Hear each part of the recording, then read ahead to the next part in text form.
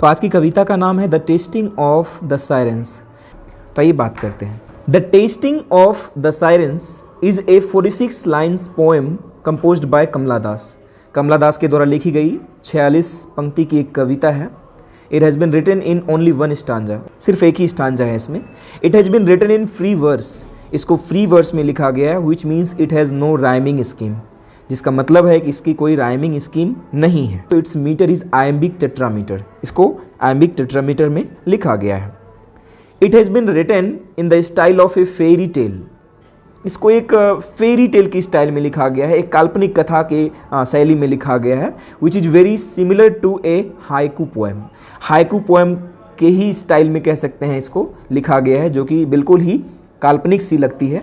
It is one of her longest poems that she had ever written, उनकी लंबी यानी कह सकते हैं सबसे लंबी कविताओं में से एक है, परहैप्स सबसे ज़्यादा लंबा कविता है उसका शायद। The speaker of the poem is very much similar to a princess, इसकी जो स्पीकर हैं वो एक प्रिंसेस सी लगती हैं, काफ़ी सुंदर हैं, काफ़ी खूबसूरत हैं। She deals with the gender issues, और वो जेंडर इशूज़ को भी उठाती हैं that exists in the society, जो कि समाज में एग्जिस्ट करती है। The poem begins with the journey of a married women, कविता की शुरुआत होती है वो एक यात्रा से होती है, और वो भी एक मैरिड वुमेन, एक शादीशुदा महिला की यात्रा से शुरू होती है। She seems lost in her thoughts, ऐसा लगता है मानो अपने विचारों में खोई हुई है। That she lost everything that she had, और उसे ऐसा लगता है कि मानो उसने जैसे सब कुछ खो दिया हो, और भी उसके मन में कुछ चल रहा होता है। वो अपने पति के बारे में, हस्बैंड के बारे में सोच रही होती है कि she met him with the fall of night, कि वो उसके साथ रही या उससे मिली एक रात्रि में। The night was like nothing but a procurer, वो नाइट कुछ नहीं बल्कि एक प्रोक्योरर की तरह ही था। A person who brings customer for the prostitutes, यानी कह सकते हैं कि वो एक ऐसे व्यक्ति की तरह था जो कि कह सकते हैं एक प्रोस्टिट्यूट के लिए, एक वेश्या के लिए जो ग्राहक लाता है। समझ सकते हैं कितना खराब उदाहरण दिया गया है यहाँ पर। When he came close to her, जब वो उसके करीब आया, he spoke a lot about love, उसने बहुत सारी प्यार भरी बातें की, like a poet, एक कवि की तरह। With the morning beam, और सुबह की रोशनी के साथ ही she again felt the pain of being alone, लेकिन सुबह की रोशनी के साथ ही वो सारा प्रेम उसका खत्म हो गया और ये वापस अपने आप को अकेला महसूस करने लग गई। अब थोड़ा सा यहाँ पर गैपिंग है और दिखाया जाता है यहाँ पर एक अलग आदमी को। मेरे ख्याल से ऐसा लगा कि कविता में किसी और व्यक्ति की भी चर्चा हुई है, मैं इसको कंक्लूड करूँगा। आइए देखते हैं क्या है। She saw a man with marked face and camera, उसने एक व्यक्ति को देखा जिसके कि चेहरे पर कुछ दाग और धब्बे थे और उसके हाथ में एक कैमरा भी था। ही सेड टू हर, उसने उससे कहा that they will go to see the lakes after a drive, मतलब वे ड्राइव करते हुए कहीं किसी झील को देखने जाएंगे। She washed her face with soap and water, उसने अपना चेहरा धोया। And got ready to leave, और तैयार हुई। सी ड्रेप्ड अ साड़ी, उसने एक साड़ी पहनी। While leaving he asked her if she was sad, जब वो जाने लग गई तो उससे पूछा गया कि क्या वो उदास है। बट सी रिप्लाइड, लेकिन उसने जवाब दिया that it's the light colour of her lipstick, उसने बात को छिपाते हुए यह कहा कि ये उसके लिपस्टिक का ही रंग जो है फीका है, इस वजह से वो शायद उदास दिख रही हो। They heard the sound of sirens, उन लोगों ने सायरन्स की कुछ आवाज़ें सुनी। But she got lost in his laughter, लेकिन वो उसकी हंसी में कहीं गुम सी हो गई, कहीं खो सी गई। The man said that he was very happy with her, being with her, वो उसके साथ काफ़ी खुश है।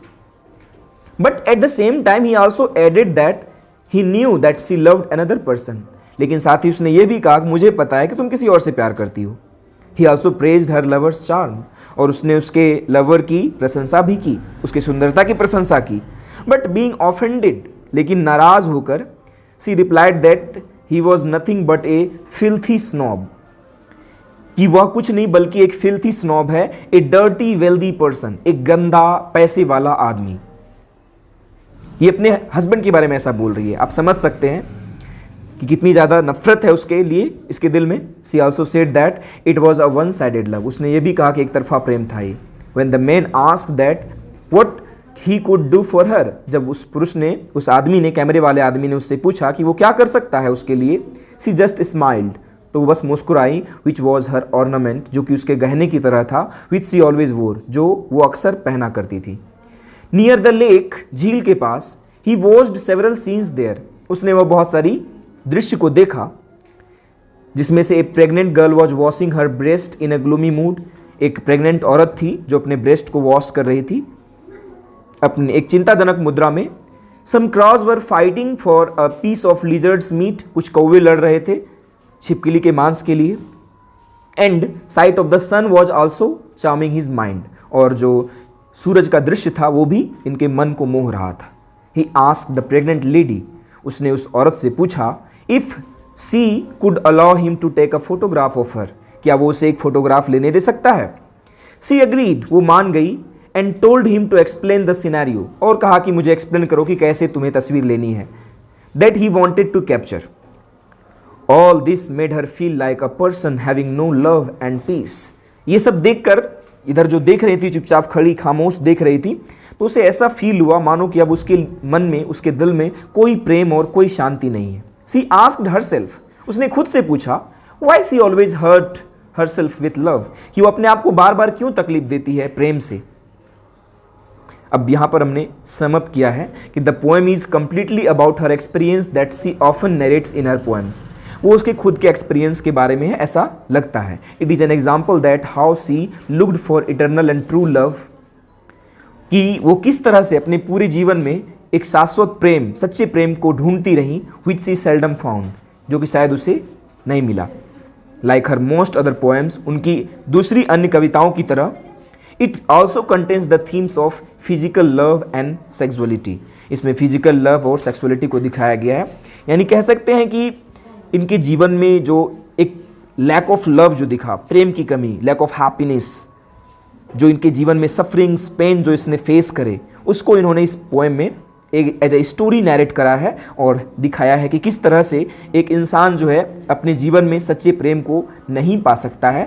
और ये कुछ था इस कविता के बारे में। आपको कैसा लगा मेरा प्रयास ज़रूर कमेंट के जरिए बताएं, ताकि मैं ऐसे ही रेयर पोएम्स को एक्सप्लेन करने की हिम्मत जुटा सकूं। आपके लिए मैंने इतनी एफर्ट लगाई, सारा दिन लगा होगा मुझे शायद उस कविता को पढ़ने, समझने में और एक बेहतरीन आपको एक कंटेंट देने के लिए। I hope you liked the lecture about it, and thanks for watching.